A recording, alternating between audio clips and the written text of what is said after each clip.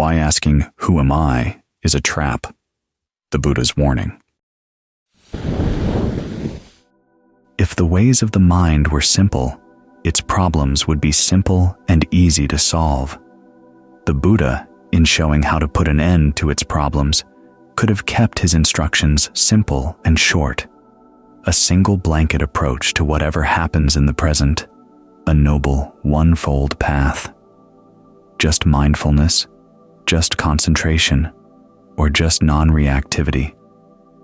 Or he might not have bothered to teach much at all, knowing that people could easily solve their problems on their own. Trust, he might have said, your innate nature, your innate understanding, and left it at that. But that's not how the mind works, and that's not how he taught. Even just a few minutes spent observing the ways of the mind can show how complex and convoluted they are. And this means that its problems are complex as well. In particular, the problem of suffering. As the Buddha noted, the causes of suffering are knotted and tangled like a bird's nest, like the thread in a tangled skein. As anyone who has solved a complex problem knows, the trick to finding its solution lies in how you frame the issue, identifying the problem and sorting out the pattern of factors related to it. Seeing the pattern, you can decide which factors to focus on as crucial to its solution, and which ones you have to ignore so as not to get distracted and led down blind alleys. Framing the issue also means deciding how to approach each of the crucial factors so that instead of maintaining or exacerbating the problem, they aid with its solution. What this boils down to is, when faced with a problem, knowing which questions are helpful to ask about it and which questions aren't.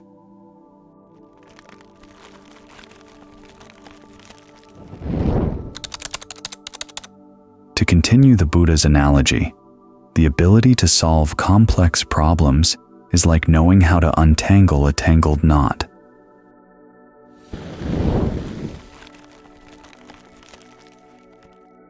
You need a basic understanding of how tangles work so that you can learn through experience, testing and observing, which strands in the tangle should be pulled in which way, and which strands should be left alone. If, for example, you're a doctor in an emergency room faced with a patient complaining of chest pains, you have many quick decisions to make. You have to decide which tests to conduct, which questions to ask the patient, and which physical symptoms to look for before you can diagnose the pains as a sign of indigestion, an incipient heart attack, or something else entirely. You also have to decide which questions not to ask so as not to get waylaid by extraneous information. If you focus on the wrong symptoms, the patient might die, or might spend a needless night in the intensive care unit, depriving a patient with a genuine heart attack of a bed. Once you've made your diagnosis, you have to decide which course of treatment to follow and how to keep tabs on that treatment to see if it's really working. If you frame the symptoms in the wrong light, you can do more harm than good. If you frame them in the right light, you can save lives. The same principle applies in solving the problem of suffering, which is why the Buddha gave prime importance to the ability to frame the issue of suffering in the proper way. He called this ability yoniso manasikara, appropriate attention, and taught that no other inner quality was more helpful for untangling suffering and gaining release. In giving his most detailed explanation of appropriate attention, he starts with examples of inappropriate attention, which center on questions of identity and existence. Do I exist? Do I not? What am I? Did I exist in the past? Will I exist in the future? These questions are inappropriate because they lead to a wilderness of views, a thicket of views, such as, I have a self, or I have no self, all of which lead to entanglement and none to the end of suffering. In contrast, the Buddha then depicts appropriate attention as the ability to identify that this is suffering. The Pali word dukkha here covers stress and pain as well. This is the origination of suffering. This is the cessation of suffering. And this is the path of practice leading to the cessation of suffering. These are the four categories that the Buddha, in his first discourse, called the Four Noble Truths.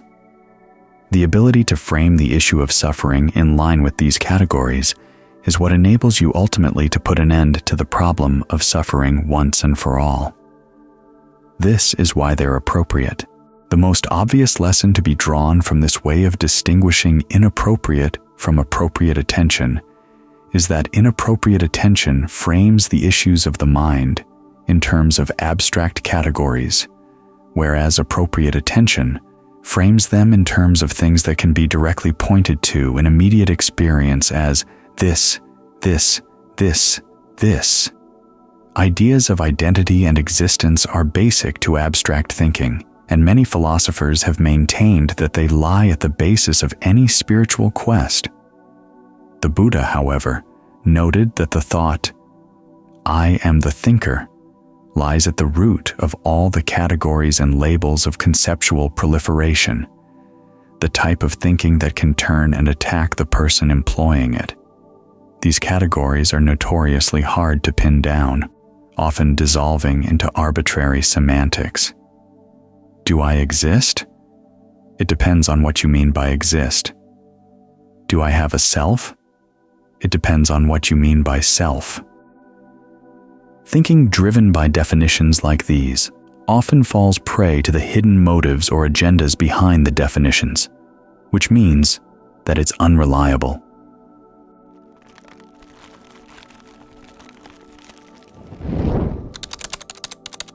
However, suffering is something directly knowable, pre-verbal, private, but universal.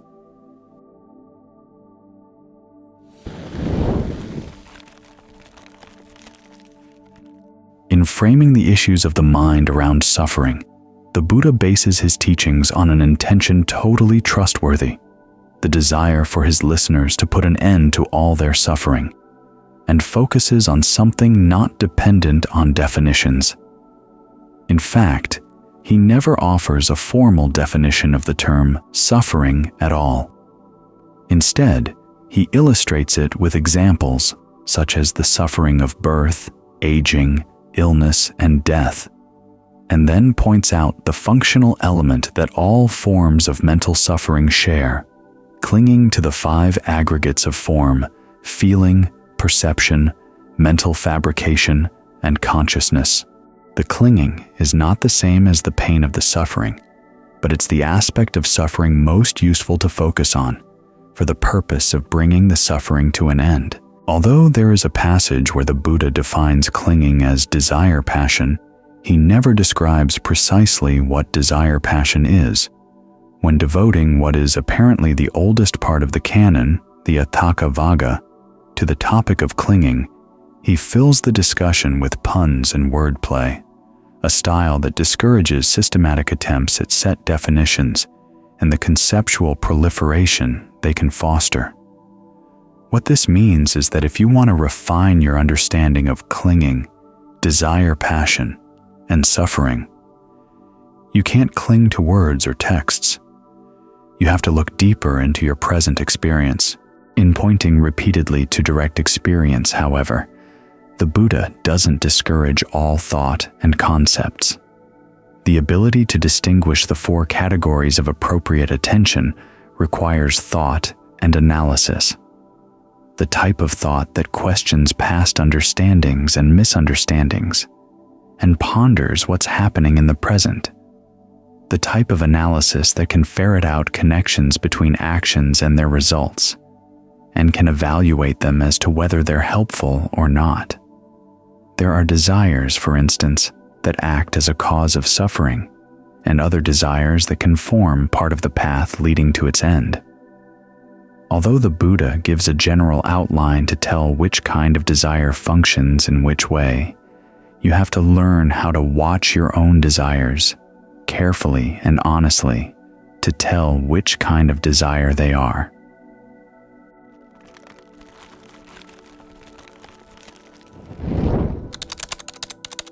As you keep analyzing the present under the framework of these 4 categories, you're tracing the Buddha's steps as he approached awakening.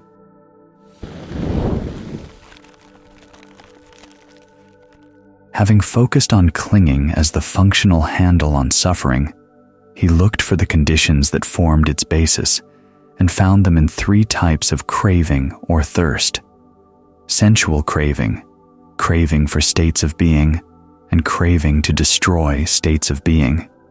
Then he identified the cessation of suffering as total dispassion for, cessation of, and release from those forms of craving. And he identified the mental qualities and practices that would lead to that cessation: right view, right resolve, right speech, right action, right livelihood, right effort, right mindfulness, and right concentration, all of which, in potential form, can be found in the present moment. So instead of simply throwing the present moment at you as a monolithic whole, the Buddha points your attention to 4 significant things you might find there. This is because there's a pattern to the changes we experience from moment to moment. Change is never so random or radical that knowledge gained from the past is useless in the present. Concepts still serve an important purpose, even though they may lack the freshness of the immediate here and now. When you stick your finger into fire, it's bound to burn. If you spit into the wind, it's bound to come back at you. Lessons like these are good to keep in mind. Although the patterns underlying suffering may be more tangled than those underlying fire and wind, still, they are patterns. They can be learned and mastered, and the 4 categories of appropriate attention are crucial for getting a handle on those patterns and directing them to suffering's end.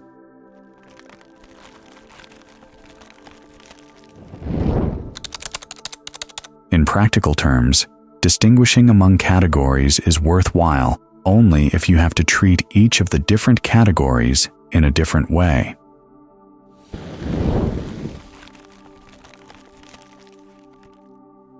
A doctor who formulates a theory of 16 types of headaches only to treat them all with aspirin, for example, is wasting her time. But one who, noting that different types of headaches respond to different types of medications, devises an accurate test to differentiate among the headaches, makes a genuine contribution to medical science. The same principle applies to the categories of appropriate attention.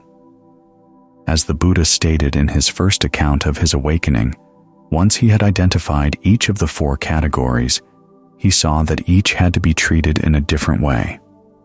Suffering had to be comprehended, its cause abandoned, its cessation realized, and the path to its cessation fully developed.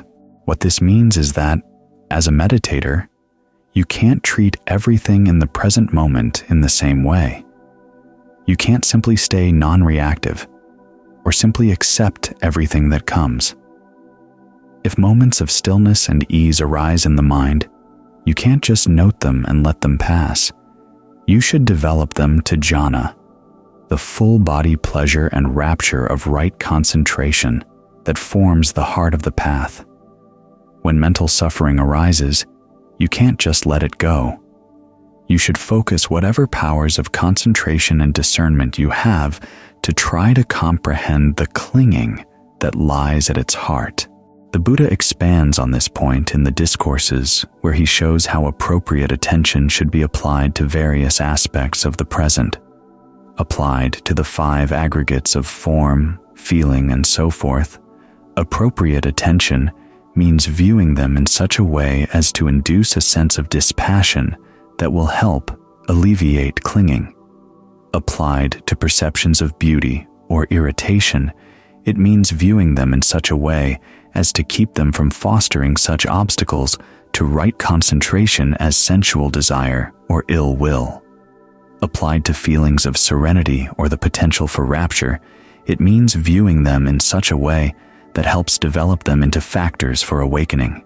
Even within a particular category, there's no one approach that works in all cases.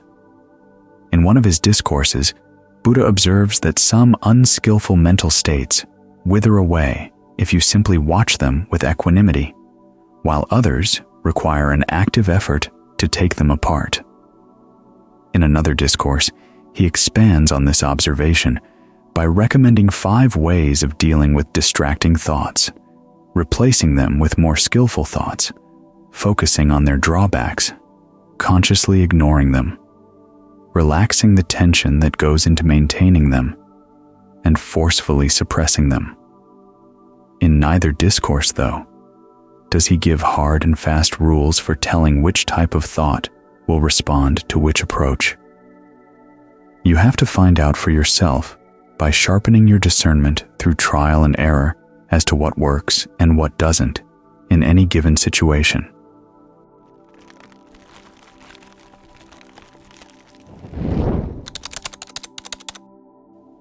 The same principle applies to skillful mental states.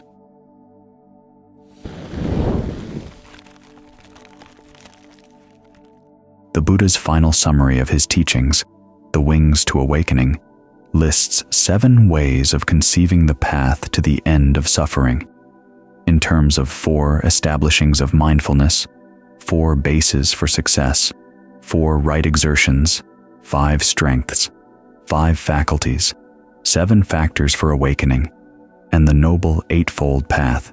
And again, it's up to you to learn through trial and error which way of conceiving the path is most useful at any particular time in your practice. This means that applying appropriate attention to skillful and unskillful mental states is not a one-shot affair. The tasks connected with each of the 4 categories of appropriate attention all have to be tested through trial and error and mastered as skills. To borrow an analogy from the canon, full awakening is not a matter of picking up a bow and arrow and hoping for a fluke bullseye. The insight of awakening comes in the course of practicing on a straw man until you're able to shoot long distances, to fire accurate shots in rapid succession, and to pierce great masses. As the Buddha noted in his first discourse, he didn't claim to be awakened until he had fully mastered the tasks appropriate to all 4 categories. In fully developing the factors of the path, he fully comprehended the 5 clinging aggregates to the point of abandoning all passion and craving for them. That was when he fully realized the end of suffering. With that, the categories of appropriate attention had done their work in solving the problem of suffering, but even then, they still had their uses. As the Buddha noted, even a fully awakened arahant would still apply them to experience to provide a pleasant dwelling for the mind in the here and now. In all of these cases, appropriate attention means seeing things in terms of their function, what they can do, while the act of appropriate attention is itself a type of doing, adopted for what it can do for the mind. And the test for appropriate attention is that it actually works in helping to put an end to suffering. When we contrast this with the Buddha's examples of inappropriate attention, we see that attention is inappropriate when it frames things in terms of being and identity, and appropriate when framing them in terms of actions and their results. In fact, appropriate attention looks at being itself as an action, with each act of being or assuming an identity to be evaluated by the pleasure or pain it produces. When we look at ourselves with appropriate attention, we focus not on what we are, but on what we're doing, and in particular, on whether what we're doing is unskillful, leading to suffering, or skillful, leading to its end. This point is important to bear in mind when we reflect on the 2 criticisms often leveled against the 4 categories of appropriate attention. The first criticism is that they provide a limited view of the fullness and variety of life. that they don't encompass the virtually infinite number of skillful ways of approaching experience. When formulating a theory of being, you could argue that the more variety it can contain, the better. But when choosing a doctor, you wouldn't want one who insists on exploring an infinite variety of approaches to your disease. You want one who focuses on the approaches most likely to work. The same holds true with appropriate attention. The 4 categories, with their attendant tasks, are meant not to encompass reality, but to focus your attention at the right factors for curing the most basic problem in experience. The Buddha limits his discussion to these 4 categories because he doesn't want you to get distracted from the problem at hand. The second criticism is that the 4 categories are dualistic, and thus inferior to a non-dualistic view of the world. Again, when formulating a theory of being, you could argue that a non-dualistic theory would be superior to a dualistic one, on the grounds that a non-dual concept of being is more encompassing than a dualistic one, yielding a more unified theory. But appropriate attention is not a theory of being. It's a guide to what to do in the present moment. Because the present moment is so tangled and complex, the multiple categories offered by appropriate attention are a strength rather than a weakness. Instead of limiting you to one way of understanding and approaching events in the present, they provide you with a more discerning understanding and a wide variety of options for dealing with the tangles and complexities of suffering. When offering options for solving a problem, no particular number of options is, on principle, superior to any other. What matters is that the options are enough to be adequate for the problem, but not so many as to obscure its solution and become a tangle themselves. In other words, the options are to be judged, not against abstract principles, but by what they enable you to do. And although the Buddha describes his path to the end of suffering as the one form of doing that ultimately puts an end to doing, as long as you're still doing something in the present moment, appropriate attention ensures that what you're doing stays on the path. And once the path is developed to the point where it can untangle the problem of suffering, everything else gets untangled as well.